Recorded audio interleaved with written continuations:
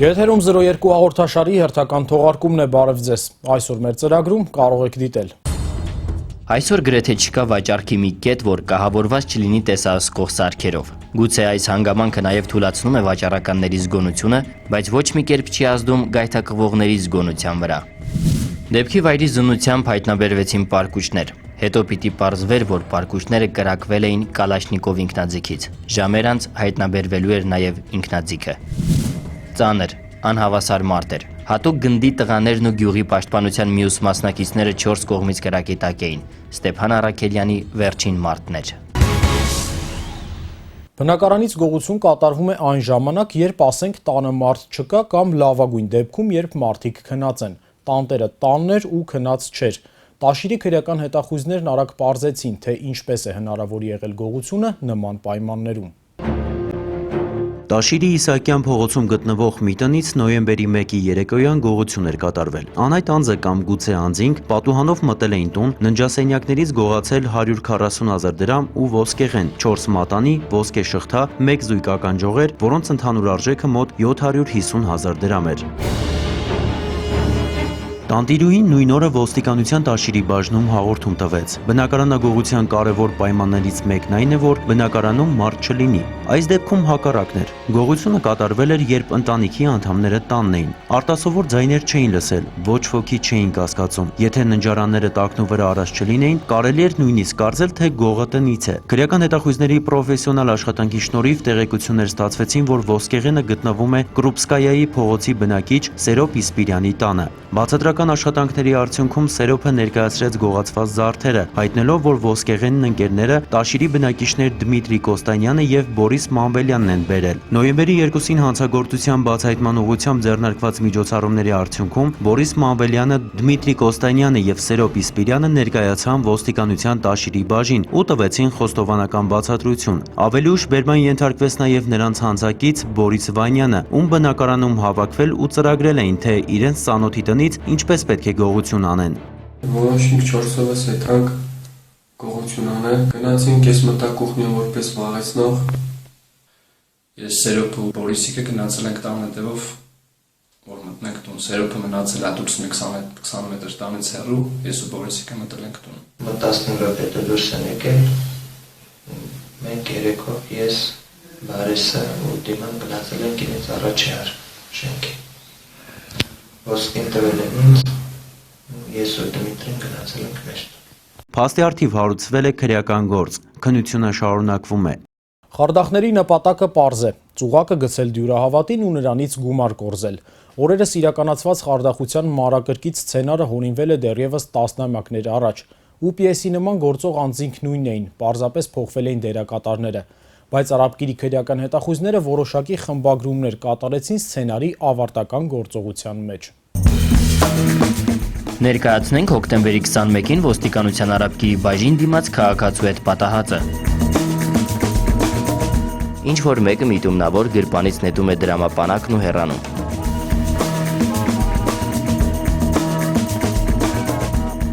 Դրամապանակին մոտենում է մյուսը, երբ դրա կողքով անցնում է բանից անտեղյակ մեկը։ Առաջին մոտեցողը վերցնում է դրամապանակը եւ երկրորդ մոտեցողին առաջարկում կիսել մեջի գումարը։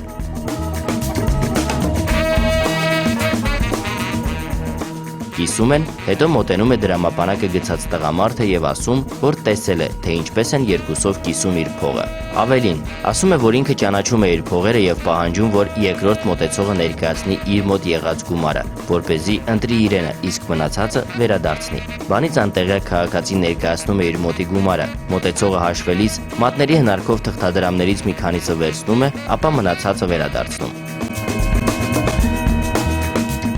Հնարքը հայտնի է փող ջարդել անունով։ Խարդախության այս մեխանիզմը տարածված է եղել խորհրդային տարիներին։ Այն ժամանակ էլ ինչպես այս դեպքում խարդախները գործել են հստակ սցենարով ու դերաբաշխմամբ։ Անցնենք բացահայտմանը։ Բացահայտման ուղղությամբ ձեռնարկված միջոցառումների արդյունքում օպերատիվ տեղեկություններ ստացվեցին, որ հանցագործությունը հնարավոր է կատարել լինել Երես Սարիբեկյանը, Բորիս Պողոսյանը եւ Աշոտ Ավանեսյանը։ Ուստի սկսեցինք ողորմողական աշխատանքները նրանց հայտնաբերելու ուղղությամբ եւ նոյեմբերի 7-ի ժամը 16:30-ի սահմաններում Գարեգին Նժդեհ փողոցից վերջիններս բերման ենթարկեցինք ոստիկանության արաբկիրի բաժին։ Բերման ենթարկվածներից Ժիրայր Սարիբեկյանն է, ծնված 1966-ին, հաշվառված Արմավիրի մարզի Շահումյան գյուղում։ Երևանի բնակիչ 49-ամյա Աշոտ Ավանեսյանն է եւ 1974-ին ծնված Բորիս Պողոսյանը, մշտական բնակության վայր չունի։ Նրանց հանցավոր գործողություններից տուժածները կարող են դիմել ոստիկանության արաբգիրի կամ մոտակա բաժին։ Քննությունը շարունակվում է։ Արդեն 2000 տարի ու դրանից առաջ էլ գուցե 2000 տարի մարդկության պատվիրաններից մեկն է՝ մի գողանար։ Արդեն 4000 տարի ու դրանից էլ ավելի գայթակղությունը ստիպում է ոմանց շրջանցել այս պատվիրանը։ Ու նաև այս տեսակի մարդկանց համար է, որ այսօր գրեթե ամենուրեք, ավելի ու ավելի շատ հասարակական վայրերում հանդիպում է հետևյալ ցուցանակը՝ տարածքը տեսահսկվում է։ Գողանալ չի կարելի ընդհանրապես, եւ այս աքսիոմը հասկանալու համար մարդ պետք է միշտ միացրած պահի իր մեջ եղած հոգեհսկող սարքը։ Իսկ ով չունի կամ երբեմն անջատում է այն, գործի են դրվում արդեն բոլորովին այլ, լիովին իրական, շոշափելի ու ամենատես սարքերը, որ կարծես տեսագրում ու հսկում են մեր բոլոր քայլերը։ Խոսքն իհարկե տեսահսկող սարքերի մասին է։ Նոյեմբերի 3-ին ահազանգ ստացվեց Մայրաքաղաքի Մաշտոցի պողոտայում գտնվող Ալֆա Ֆարմ դեղատնից։ Հայտնում էին, որ երկրորդ ու երրորդ ցուցափեղկերից գողացել են սափրվելու քսուկ, ատամի խոզանակ ու մածուկ։ Կենտրոնականի քրեական հետախույզները մեկնեցին դեպքի վայր եւ առաջին բանը, որ ձեռնարկեցին, արգրավեցին դեղատանը տեղադրված սարքերի տեսագրությունները։ Տեսագրության մեջ երևում էին գողություն կատարողները, ձեռնարկված օպերատիվ հետախուզական միջոցառումների արդյունքում պարզվեց, որ նրանցից մեկը հանդիսանում էր Երևան քաղաքի բնակիչ Սուրեն Միրզոյանը։ Վերջինս նոյեմբերի 4-ին Երևան քաղաքի Մաշտոցի պողոտայից բերման ենթարկվեց ոստիկանության կենտրոնական բաժին եւ տվեց խոստովանական բացատրություն։ Քրեական հետախույզներն անկասկած կպարզեն նաև երկրորդ մասնակցի անձն ու բերման կենթարկեն։ Արդեն իսկ որոշակի առաջխաղացում կա այդ գործում, բայց զարմանալին երիտասարդների մեղմ ասենք միամտությունն է, ու նման միամիտները քիչ չեն։ Գայթակղությունը, ավելի ճիշտ գայթակղությանը չդիմանալը ավելի ու ավելի հաճախ է մարդկանց գցում ծանր իրավիճակի մեջ։ Այսօր գրեթե չկա վաճառքի մի կետ, որ կահավորված չլինի տեսահսկվող սարքերով։ Գուցե այս հանգամանքը նաև թույլատնում է վաճառականների զգոնությունը, բայց ոչ մի կերպ չի ազդում գայթակղողների զգոնության վրա։ Նոյեմբերի 3-ին մի քաղաքացուի հաղորդում է տվել, որ հագուստի սրահում գողացել են իր պայուսակը։ Տեսագրության մեջ պարզ երևում էր պայուսակը վերցնող կինը։ Նույն օրը քրեական հետախույզները կնոջը հրավիրել են բաժին, որտեղ նա ներկայացրել է պայուսակն ու հայտարարել, թե կարծել է, որ այն մոռացել են, եւ ինքն անձամբ այն կփոխանցի տիրոջը։ Թեկուզ այսպես։ Նոյեմբերի 4-ին ոստիկանները բերման են ենթարկել 32-ամյա մի տղամարդու, որի մոտ հայտնաբերվել է հեռախոս։ Երբ նրան ցույց են տվել հեռախոսը գողանալու տեսագրությունը, նա անմիջապես ընդունել է մեղքը։ Նույն օրը, նույն անհարմար վիճակում էր հայտնվել նաև երիտասարդ մի կին, որը տեսահսկող սարքի աչքի առաջ խանութից գողացել էր բիժուտերիայի հավաքածու։ Իսկական աղջկական գայթակղություն։ Նոյեմբերի 5-ին մի ուսանող չի դիմացել կոշիկ գողանալու գայթակղությանը, ինչը վավերագրել է տեսախցիկը։ Նոյեմբերի 7-ին սուպերմարկետի տեսախցիկները ֆիքսել են 22-23 տարեկան երկու տղաների, որոնք փորձել են գողանալ մարզահագուստ։ Նոյեմբերի 8-ին հենց սուպերմարկետից բերման է ենթարկվել 19-ամյա մի երիտասարդ, որի թղթե տոպրակում հայտնաբերվել են 2 շապիկ եւ 1 վերնաշապիկ։ Այս տղայի գողությունն էլ չէր խուսափել տեսահսկող սարքի անթարթ աչքից։ Ահա այսքան չպարզված գողություն մի քանի օրում, եւ սա դեռ բոլորը չէ։ Վերադառնանք սակայն նոյեմբերի 3-ին կատարված մի հանցագործության, որ դարձյալ արժանացել էր հսկող սարքի ուշադրությանը, բայց իրավական որակումով բացահայտ հափշտակություն էր՝ կողոպուտ։ Ժամը 11:30-ին ոստիկանության Նոր-Նորքի բաժնում հաղորդում էր տվել մի սուպերմարկետի տնօրեն։ Նա հայտնում էր, որ 3 ժամ առաջ իրենց աշխատողներից մեկը Վարդանը մտել է իր աշխատասենյակ, հենց իր աչքի առաջ սեղանի վրայից վերցրել է 900,000 դրամ եւ դիմել փախուստի։ Թվում էր, թե հանցագործության բացահայտման մասին խոսելն իսկ ավելորդ է։ Մնում է վերցնել կասկածյալի տվյալներն ու գտնել նրան։ Բայց քրեական հետախույզներին հիասթափեցրեց սուպերմարկետի տնօրենը։ Իր աշխատակից կասկածյալի վերաբերյալ նրա միակ տվյալը անունն էր՝ Վարդան։ Նոր աշխատող էր։ Դեռ ձևակերպումներ արված չէին։ Խանութում ոչ ոք չգիտեր ոչ Վարդանի ազգանունն ու առավել եւս հայրանունը, ոչ բնակության վայրը, ոչ անձնագրային որևէ տվյալ։ Լուսանկարի կամ ընկերներից մեկի հետ արված սելֆիի մասին անգամ խոսք չկար, ու կրկին ոստիկաններին օգնության եկավ տեսահսկող սարքը։ Ոստիկաններին նախ հաջողվեց պարզել, որ տեսագրության մեջ պատկերված երիտասարդը Նոր-Նորքի բնակիչ չէ, բայց վարձակալությամբ ապրում է իրենց սպասարկած տարածքում։ Վարձով բնակարանում Վարդանին գտնել չհաջողվեց, բայց ընտանիքի անդամներից հաջողվեց պարզել նրա բոլոր տվյալները։ Իսկ բացատրական աշխատանքից հետո 1990 թվականին ծնված Վարդան Մանասյանը նոյեմբերի 9-ին ինքնակամ ներկայացավ ոստիկանության Արմավիրի բաժին, որտեղից էլ տեղափոխվեց Նոր-Նորքի բաժին։ Մեկ անգամ չէ, որ հասարակական վայրերում տեղադրված տեսահսկող սարքերն օգնում են ոստիկաններին հանցագործություններ բացահայտելիս, ու թեև այսօր խոսքը ոչ թե լուրջ ու ծանր հանցագործությունների մասին էր, այլ մանր-մունր միամիտ մեղանչումների։ Հիշեցնենք, որ տեսախցիկները չեն տարբերում ծանր ու թեթև, ֆիքսում են ամեն ինչ։ Ուստի ավելի լավ է միշտ միացրած պահել մարդու մեջ եղած հոգեհսկող սարքը, չգայթակղվել ու ոչ անունն արատավորել, ոչ էլ գործ ունենալ օրենքի ու իրավապահների հետ։ Պատվի եւ արժանապատվության խնդիրներ հաճախ են ծագում մարդկանց միջև, հաճախ էլ լուծվում բանավոր համաձայնությամբ։ Լինում են նաեւ դեպքեր, երբ ոմանք խոսքից անցնում են գործի, բայց հետևանքները որպես կանոն լինում են ողբերգական, երբ մեջտեղ է գալիս ապօրինի զենքը, ներկայացվող դեպքում ապօրինի ինքնաձիգը։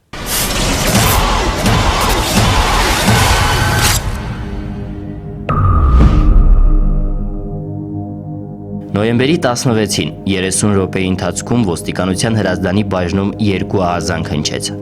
19:29 ահազանգող քաղաքացին հայտնում էր, որ Հանքավանում ավտովթար է եղել։ 19:50-ի ահազանգն արդեն հրազդան բժշկական կենտրոնից էր։ Հրազենային վնասվածքներով կենտրոն էր տեղափոխվել 2 դի, մեկն էլ գտնվում էր Հանքավանում։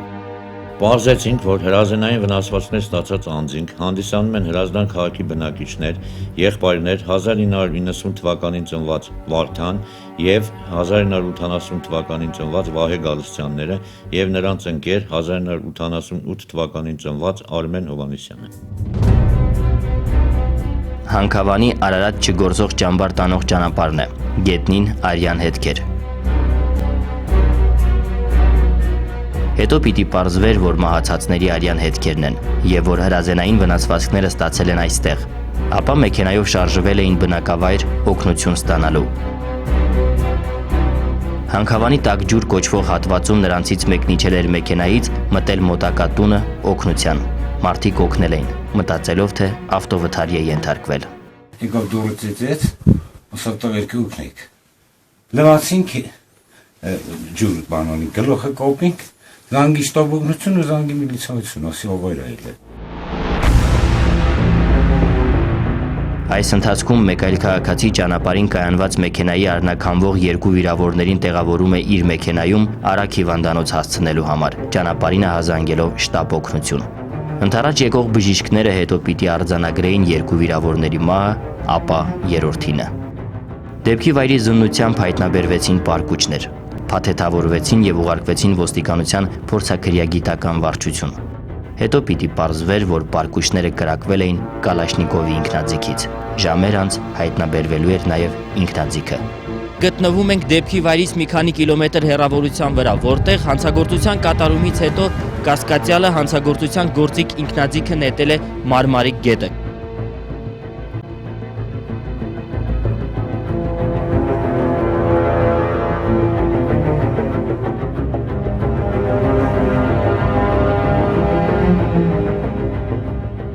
Դեպքի առթիվ քրեական գործ արդեն հարուցվել էր։ Քրեական օրենսգրքի 104-րդ հոդվածի 2-րդ մասի առաջին կետի հատկանիշներով 2 կամ ավելի անձանց սպանություն, իսկ ապօրինի զենքի մասով 235-րդ հոդվածի առաջին մասի հատկանիշներով։ Հետո այս հոդվածներով մեղադրանք էր առաջադրվելու 27-ամյա մի քաղաքացու, բայց դեռ պետք էր պարզել դեպքին նախորդած հանգամանքները, ապա կասկածյալի ինքնությունը, գտնվելու վայրը, ինչը ոստիկաններն արեցին բավականին օպերատիվ եւ հանցագործությունը բացահայտվեց ժամեր անց։ Պարզեցինք, որ մահացածների եւ Կոտայքի մարզի Մարմարիկ գյուղի բնակիչ 1988 թվականին ծնված Հայրապետ Սեփոյանի միջև Կոտայքի մարզի Հանքավան համայնքում գտնվող Արարատ չգործող ճամբարին հարակից ճանապարհին տեղի ունեցել վիճաբանություն, որից հետո հնչել են կրակոցներ։ Ողջ գիշերվա ընթացքում ոստիկանության տարբեր ստորաբաժանումների հետ համատեղ իրականացվեցին օպերատիվ որոնողական միջոցառումներ, որոնց զուգընթաց հանցագործությունը կատարելու մեջ կասկածվող Հայրապետ Սեփոյանի հարազատների հետ տարվեցին բացատրական աշխատանքներ, որի արդյունքում վերջինս ներկայացավ ոստիկանություն։ Թե ինչն է եղել վիճաբանության պատճառը, ինչու է կասկածյալը դիմել զենքի օգնությանը, որտեղից է ինքնաձիգը եւ այլ հարցերի պատասխաններ կտրվեն նախաքննությամբ։ Հայրապետ Սեփոյանը կալանավորված է։ Քննությունը շարունակվում է։ Անցած դարավերջը ազգային զարթոնքի ժամանակաշրջան էր, նաև պարտադրված պատերազմի ու հերոսացման ժամանակաշրջան։ Շատերի հետ հերոսացան նաև Հայաստանի ներքին գործերի համակարգի աշխատակիցներ, երբեմն նաև կյանքի գնով։ Նրանցից մեկն էլ արծվաշենցի Ստեփան Առաքելյանն էր։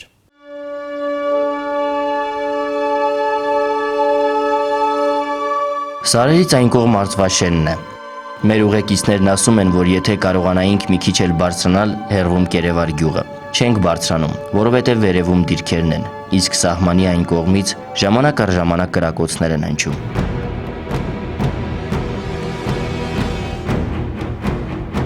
Արծվաշենի ինքնապաշտպանական մարտերը սկսվեցին 1989 թվականից ու ձգվեցին մինչև 1992 թվականի օգոստոսի 8-ը։ Բոլոր կողմերից ադրբեջանական տարածքով շրջափակված գյուղը հարվածի տակ էր եւ բնակչության կյանքը փրկելը դարձավ գերխնդիր։ Սարսափելի օր էր, հիշում է Արծվաշենի պաշտպանության ժամանակ զոհված միլիցիոներ Ստեփան Առաքելյանի կինը, տիկին Մարիետան։ Արծվաշենցի Ստեփան Առաքելյանը ներքին գործերի նախարարության նորաստեղծ հատուկ գնդին առաջին անդամագրվողներից էր։ Ցավոք, դարձավ նաև գյուղի պաշտպանության համար մղված մարտերի առաջին զոհը։ Զոհվեց 1990 թվականի նոյեմբերի 1-ին։ Ստեփանն այդ օրը նոր համազգեստ էր ստացել։ Ուրախ հագավ, համբուրեց զավակներին ու գնաց։